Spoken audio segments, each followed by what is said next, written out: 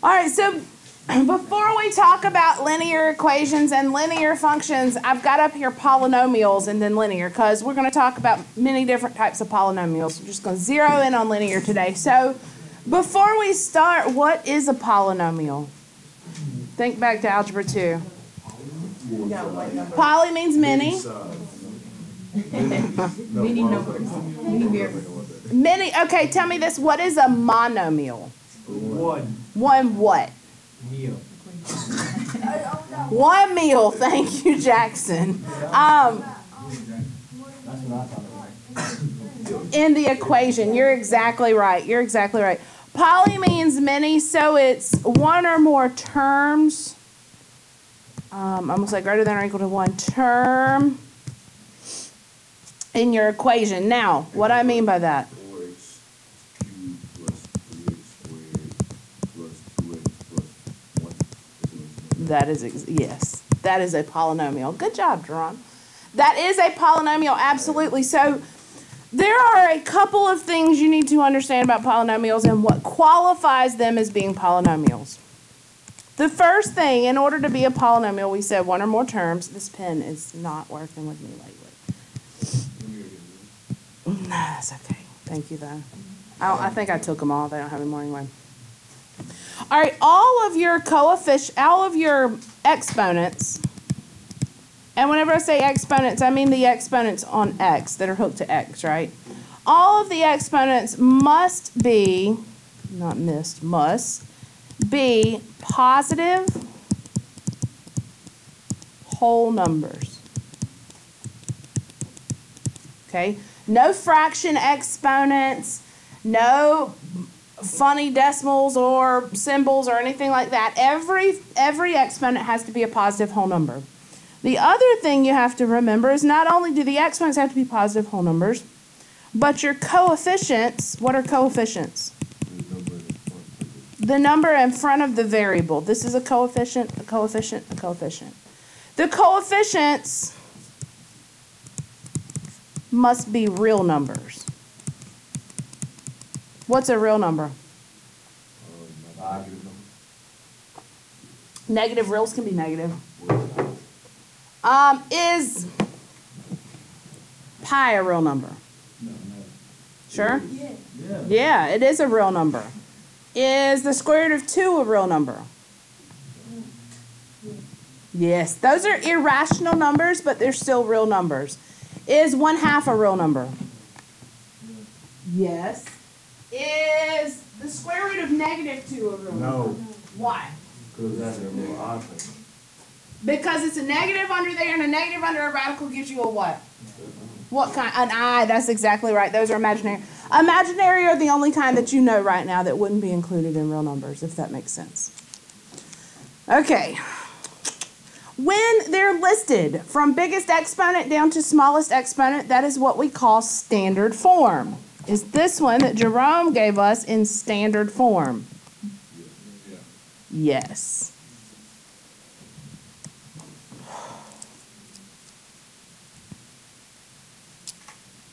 What's the number on the end called? C. What does C stand for? Yes. Constant. Let me catch up here because I was fixing my pen. Standard form is when we list from biggest to smallest exponent. So this one is in standard form, and we always want to be in standard form, okay, because it answers a lot of questions for us. And we said this number on the end was C, which also means it is a constant. What else does it tell us in terms of a graph? Somebody knows this. That's correct. The y-intercept. That's correct. You're whispering it, but that's correct. All right. Also, when we're in standard form, this very first term tells us a lot, okay? The 4 hooked to it is what we call the leading coefficient. Not with the x, just the 4. It's just the number in front of x. Why might it be called the leading coefficient? It has the highest exponent. It leads the equation, okay? Does anybody know what that highest exponent is called?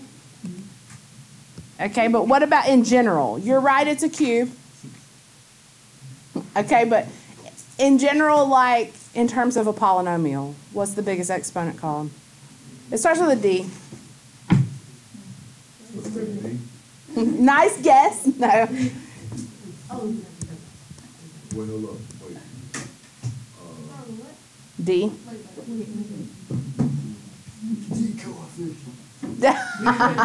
Stop. Let me just tell you, it's the degree, okay?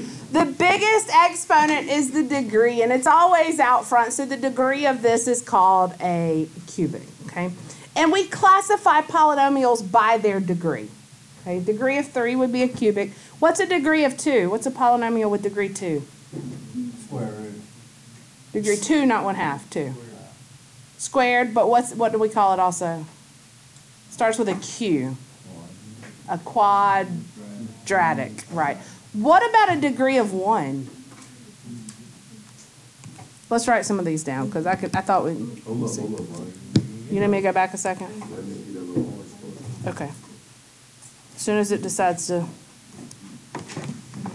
All right, let's do this. Let's do degree, and then we'll do type. We're only going to go up a few. We'll start at what you know. We did degree of 3, and we said, what's it called if the degree is 3? You already said it. A cubic. How about a degree of 2? Mm-hmm.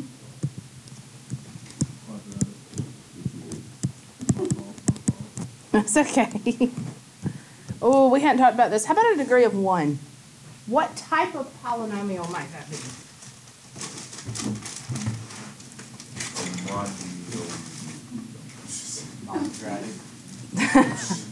No.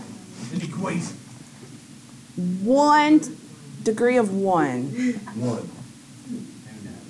Give me an example of a polynomial of degree of 1. Just like you gave me the polynomial 2x plus 5. What kind of an equation is that? It's a line. No, come on, think even simpler than that. Linear. You're exactly right. It's a linear equation. I was literally going to say it's simple. Oh my goodness. Okay, it's a linear equation. It is pretty simple. How about a degree of 0? It's a... Give me an example of a polynomial of degree 0. 5. 5. It's a number. It's a number. There's no what on it? No variable on it. There's no slope.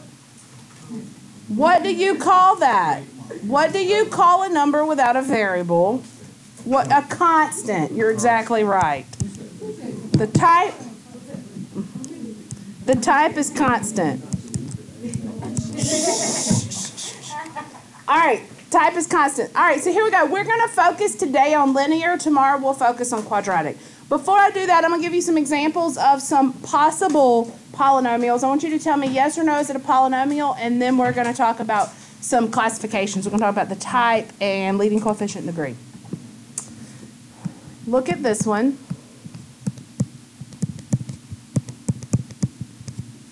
Polynomial or no? I hear no and I hear yes. No. Ooh, justify. All right, I heard it doesn't have a 2. I said An x squared. Does that make it not a polynomial? Go back and look at your definition of polynomial. We're going to add. It is a polynomial. You could technically take this and write it this way. So it's technically there. Remember, you're only looking at, are the exponents positive, whole numbers, and are the coefficients real numbers? If you say yes and yes, then yes, it's a polynomial. So yes, this is a polynomial. Since it's a polynomial, is it in standard form? Yes. You don't have to have every single one. You can leave it like that if you don't have one. Every single exponent. What is the type here? It's a cubic. How do you know? Because the degree is 3. What's the leading coefficient? What's the constant? Close. Negative 1/2. What's the y-intercept?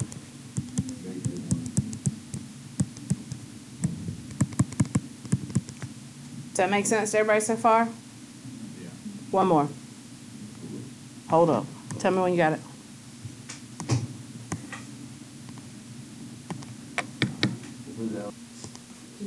All right, one more. Let's see. Let's do...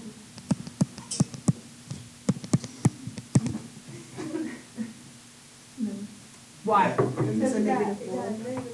That throws it out of the running right there. Because of that, it's not a polynomial. Does that make sense to everybody? Pretty easy so far? Okay. All right, let's talk about lines. Let's talk about those linear functions. Tell me some things you know about lines.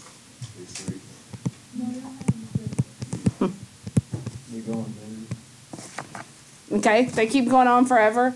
How many points do you need to define a line? 2. You need 2 points. Say at least. Tell me what else you know about a line. Usually you find it on a graph. Okay. What else does it have? What does it have? Points. Okay. What it has a slope. Tell me what slope means. Rise over run. Describe it another way.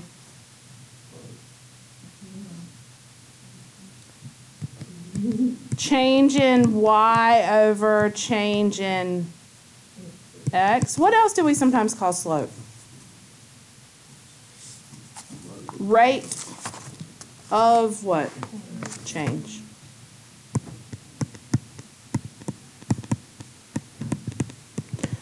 So the biggest difference here is the way that these are going to look. We're going to kind of up the way we write things, and we're going to be a little more mathematically correct in how we write our linear functions.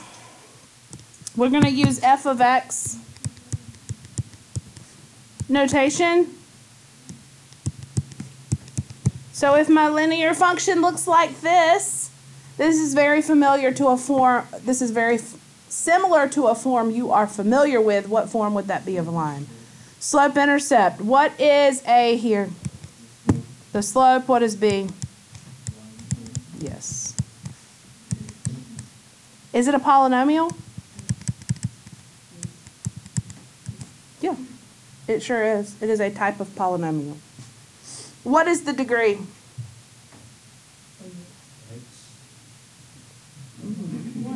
1. Degree is 1. What's the leading coefficient? A. Very good, very good, very good. All right, so what if I gave you 2 points? You need me to go back? Y-intercept. Given 2 points, tell me how would you write the equation of a line?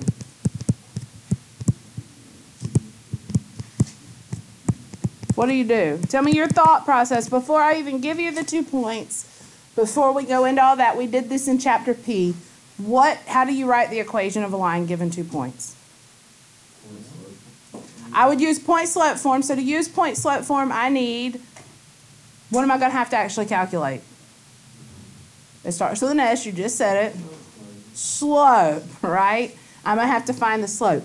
Now the difference is, instead of giving you these 2 points outright, I'm probably going to do something like, I'm going to tell you that f of -1 is 2, and f of 3 is -2. Write the equation of the line. So tell me what this tells you first of all. What are your 2 points that you're given? -1, 2, because this is your x, this is your y, right? -1, 2. And what's the other point? 3, -2.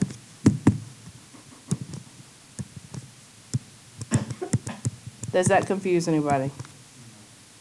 All right, so let's write the equation. First thing I want to do, find the slope, or the rate of change, or the average rate of change. All of those are synonyms. Okay, so how do I find slope here? Tell me what to do. Anybody? Next plus B. How, just the slope, though. The rate of change. How do you do that? It's, remember, difference in y divided by difference in x. Y'all know how to do this. 2 minus negative 2 over negative 1 minus 3. Yes?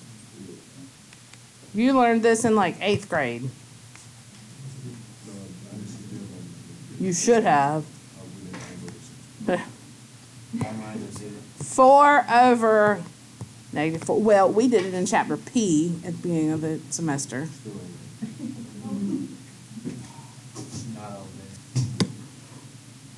Lord Jesus.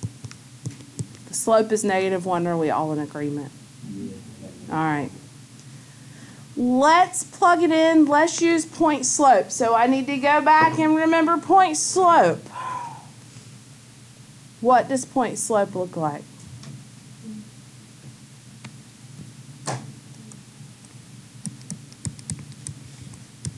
Plug in point. Y'all don't remember? Remember we did this in chapter P. It's y. Close. Y minus. Y1 minus Y2. Over x. No, y1 minus over x. Y1 minus Y equals Y2 X. minus Y1. I'm fitting to go home.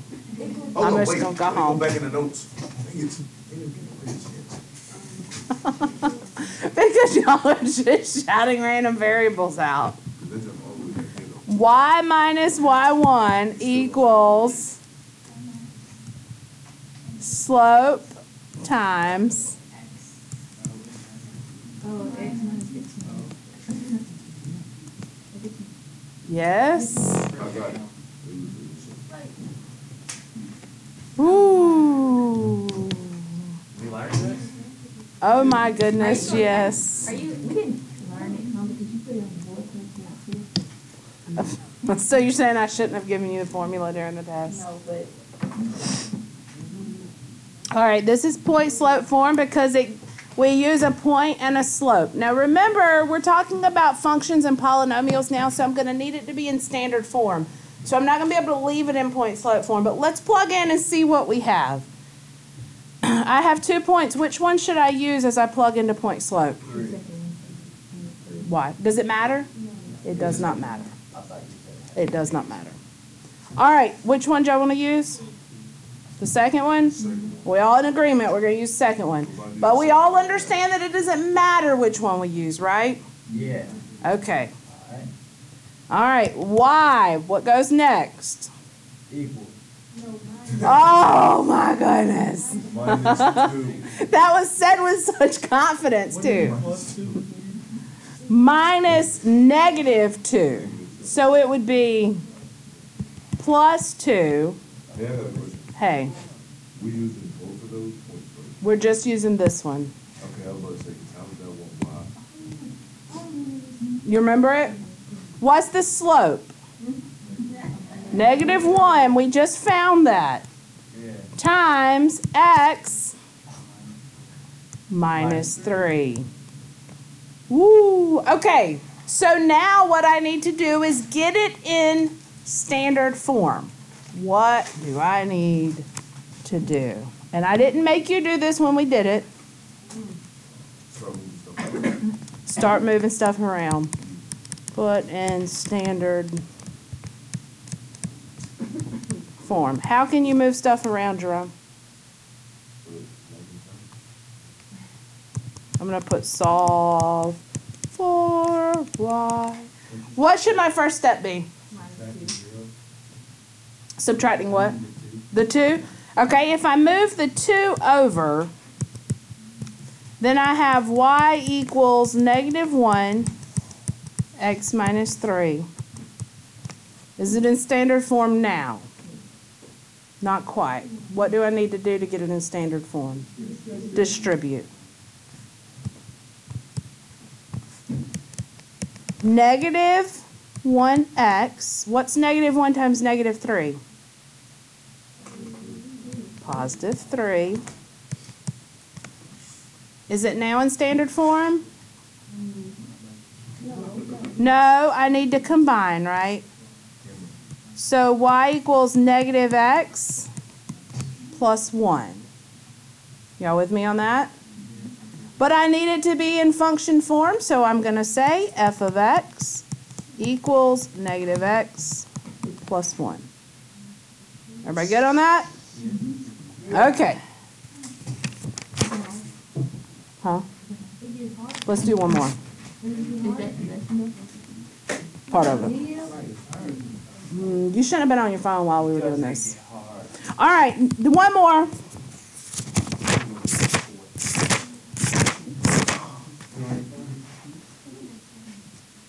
Listen, I can't beg y'all to pay attention.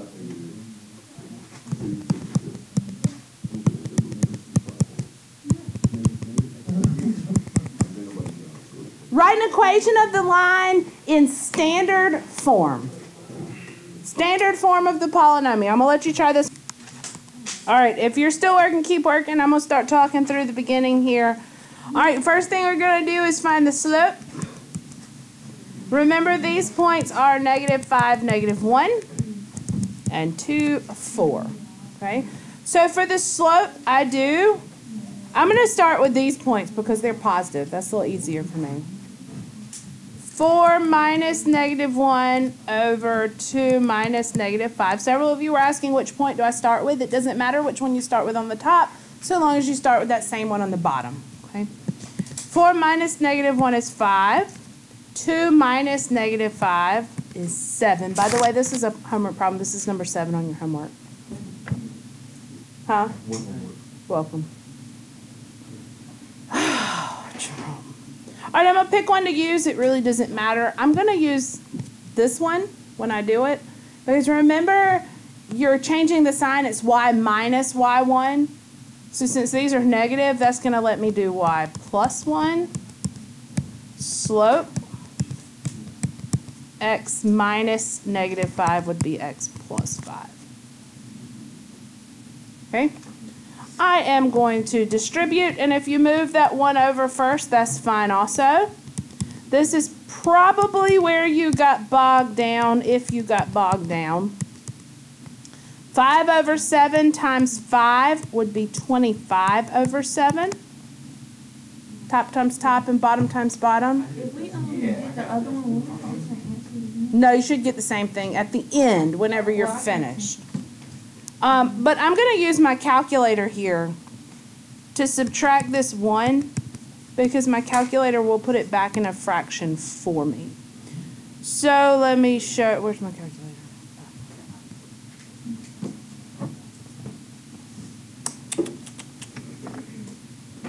So remember you know it's going to be different. If you got 25 over 7, but I got 25. Yeah, it'll be different, but at the end, whatever you get, like I'm doing 25 over 7 minus 1, this value we should have the same thing for. I'm going to math, enter, 18 over 7. So even if you use the other point, you should have come back to 18 over 7.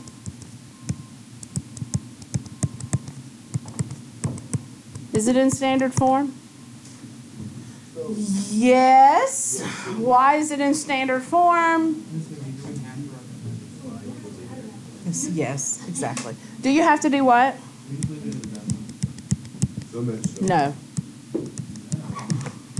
Don't leave it as a decimal. That's bad math. It's not exact anymore.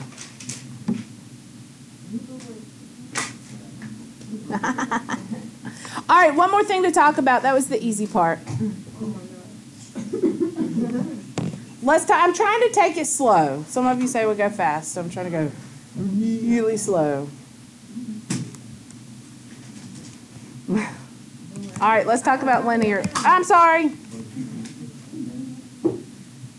You're going to need your calculator for this, so go ahead and get it out.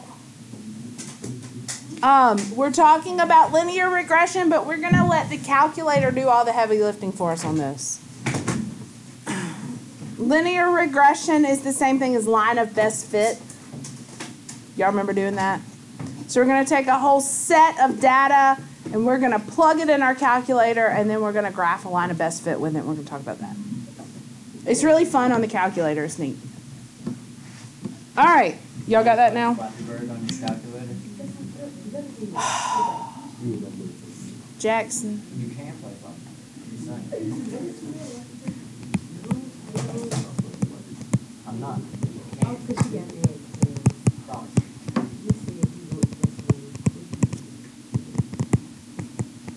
We don't call it line of best fit anymore because that's kind of elementary. But just so that you know what it is we're talking about, I'll put it in parentheses there so you can reference and you know what it is we're talking about. All right. So before I talk about linear regression, let me talk for just a second about correlation. I don't know. Have any of you heard of correlation before?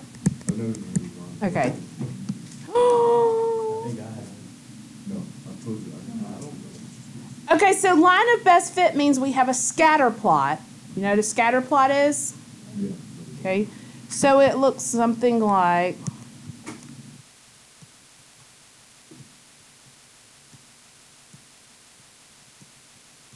this, okay? And we draw a line that best represents that set of data. So maybe my line of best fit would look something like that. That would be a good representation of the data so that we could make an estimate that we could say, okay, if we go all the way out to when x is 150, what would y then be? And we can get a general idea of around where it would be using that line that estimates the data. So we use correlation to tell us how close the data flows in a line. Okay, so how tightly packed it is to a line. So if it's just everywhere and it doesn't look like a line at all, it might have no correlation. I wish I didn't have to sit here and do this to get the dot.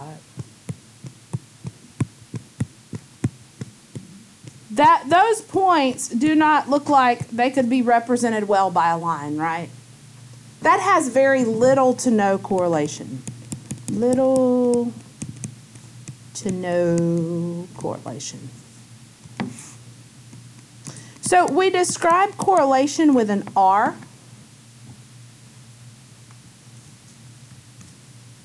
Our value of R can be between 1, -1, and 1. Okay? 0, when R is 0, that means there's no correlation. Okay? So dead in the middle is no correlation. The positive and negative, what do you think that might deal with? Positive and negative. If we're talking about lines of best fit,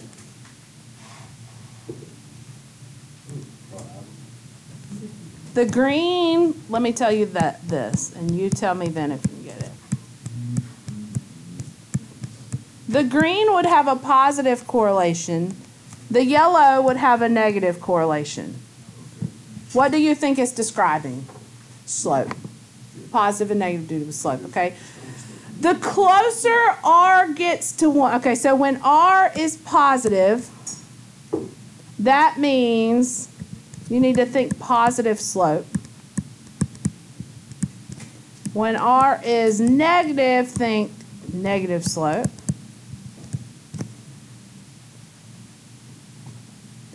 The closer, and I'm going to say absolute value of R. The closer it gets to 1, the stronger the correlation. Meaning the more and more it looks like a line. The data really, really looks like a line. So I'm going to show you several examples. We're going to talk about, is it positive or negative or no correlation? Is it strong correlation or weak correlation? So weak correlation might be 0.02. But strong correlation might be 0.98. You see, the closer I get to 1, the stronger the correlation is. This one, since we're still right here, this one might have a correlation of 0.9.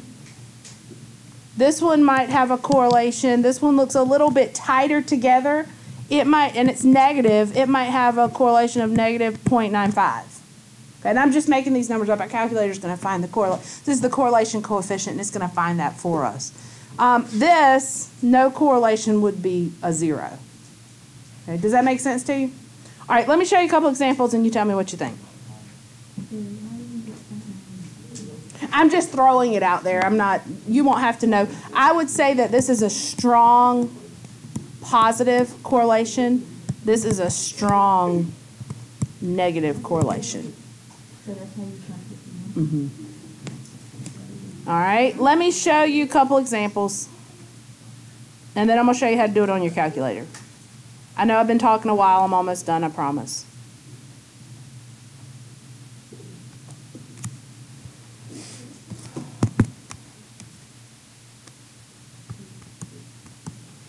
I want you to tell me positive, negative, none, strong, or weak.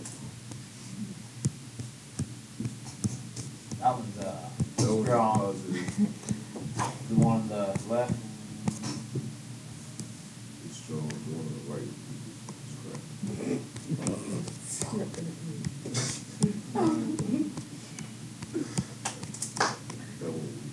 That one just looks like a little no correlation.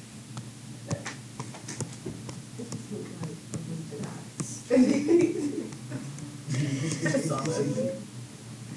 Y'all are rough. That one's positive. All right, look at the first one. Negative. Do you think it shows correlation?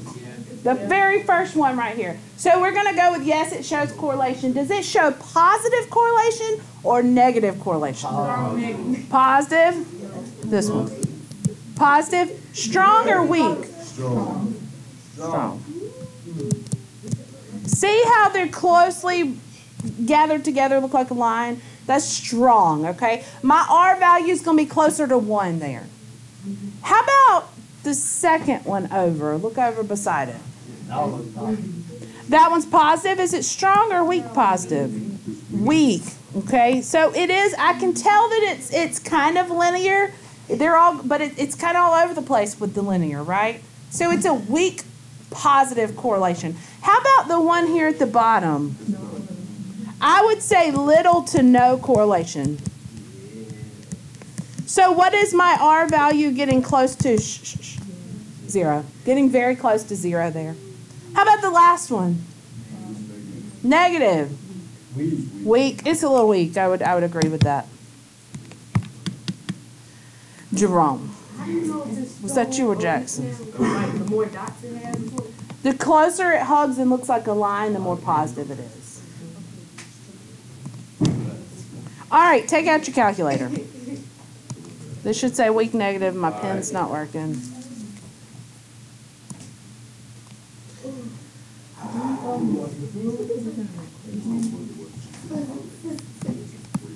There's an example on your book, in your book. It is on page 163. And it lists out weekly sales data based on marketing research. And it gives you the price per box, which goes up by 20 cents each time. $3.20, $3.40, $3.60. And then it gives you the number of boxes sold. 38320, 33710, 2. And if you don't want to copy this, if you just want to say see page 163, or if you want to copy it for your notes, it's completely up to you.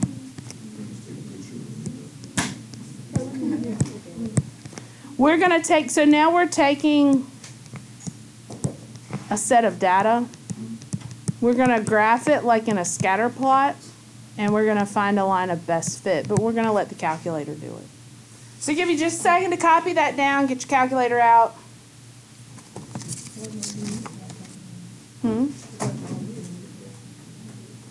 You just want to put it in the calculator. All right. So I want you, on your homework, you'll be sketching a graph of these. Okay. So you'll be here. This will be your price. This will be your number of boxes. I might go by 10,000.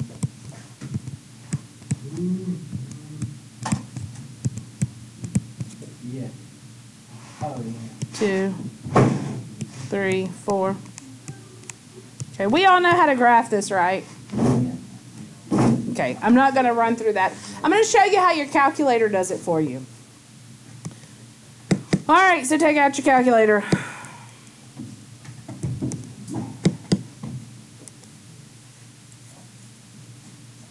Not your phone, Jackson, your calculator. Got a picture of that.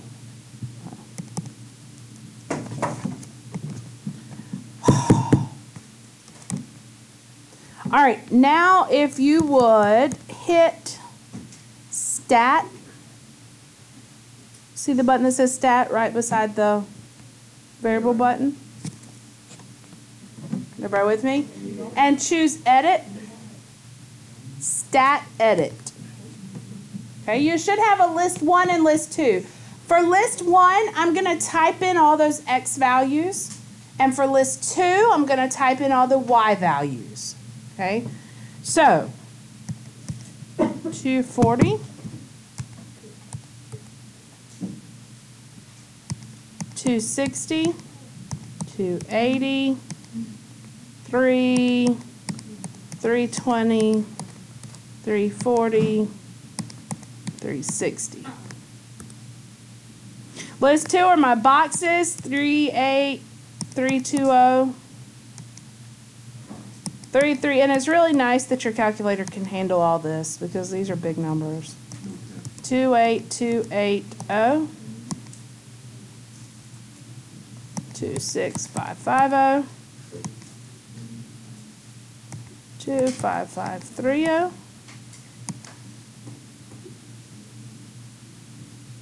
22170, 18260.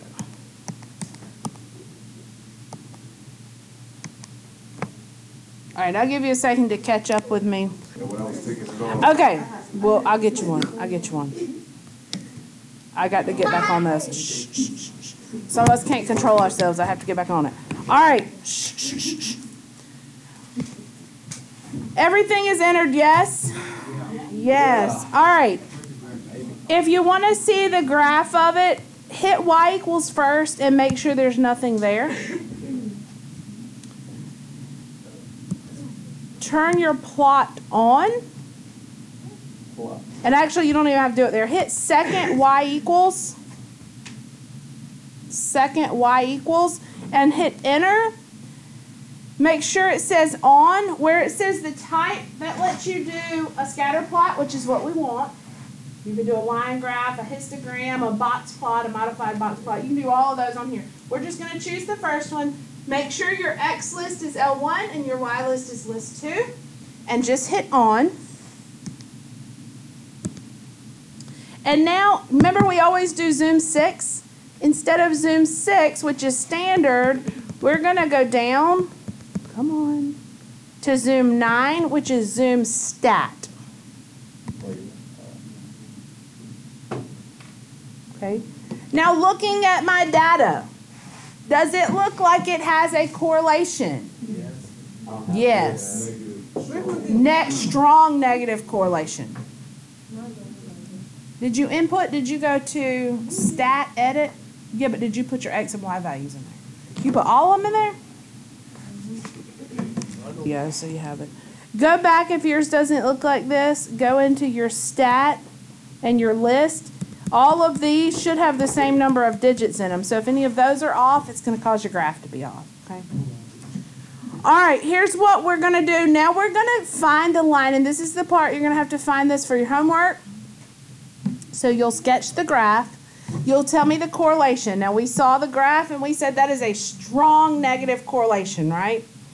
We're going to calculate the regression line. So if you go back into stat, and over to calculate.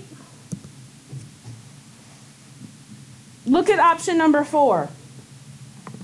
Linear regression AX plus B.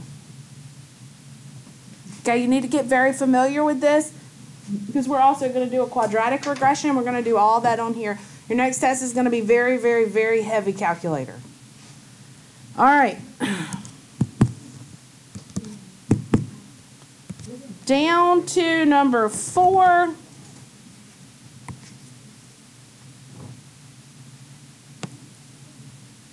Enter. Now look what it gives us. Okay, it gives me an A value and it gives me a B value. Enter, number 4. Go stat, calculate 4. And then enter. And it's automatically going to pull from list 1, list 2. What do we do? Okay, so now what we're going to do, we're going to take this equation. Now, listen, if you listed anything other than list 1, list 2, it's going to pull a different regression. So what you can do is you can stat, calculate, and you can tell it, I want list 1 and list 2. It's going to give me the same thing because I used list 1 and list 2. But if you use other list, you can tell it which list to pull from. All right, so negative 15,358. Somebody write that down for me because I'm going to show you how to graph it. You got it? Okay. Go into y equals and write the equation of that line. So negative 15,000, what was it? 3, 5,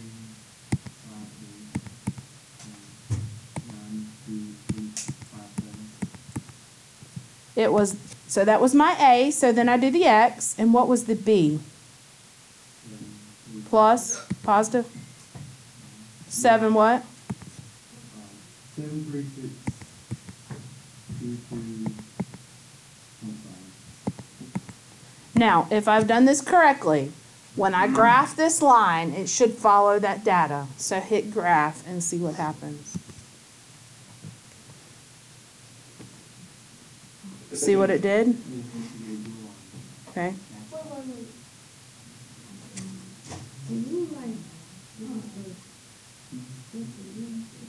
Yeah. You want me to write out the steps for you? Okay. Let me write the steps out for you. Here are the steps. So first thing you're going to do is you're going to graph the data. So to do that, you go stat, edit. Okay. Let enter X values in list 1 and enter Y values in list 2.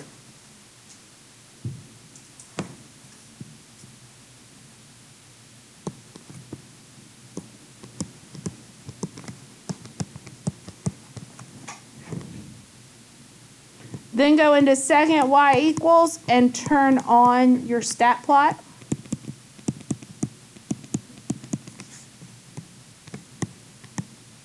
And then zoom 9 for zoom stat. Okay, that's just graphing the scatter plot. Okay, the next thing you will do, tell me when. Calculate the regression line.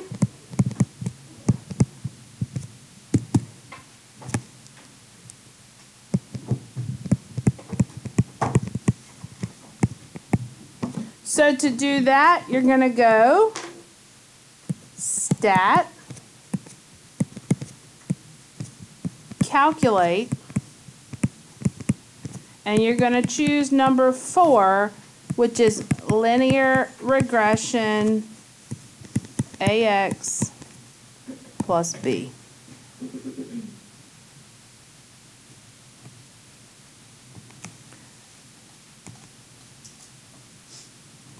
You can enter the list, so you can do second 1, comma, second 2. That'll give you list 1, comma, list 2, and then hit enter.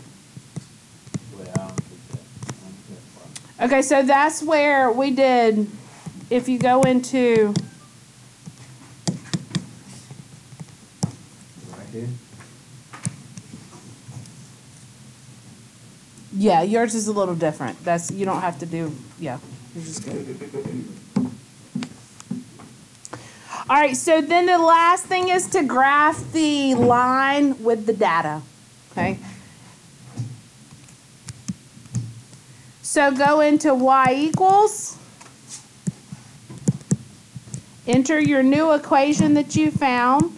Remember, it gave you a and it gave you b, so do your ax plus b, and then hit graph.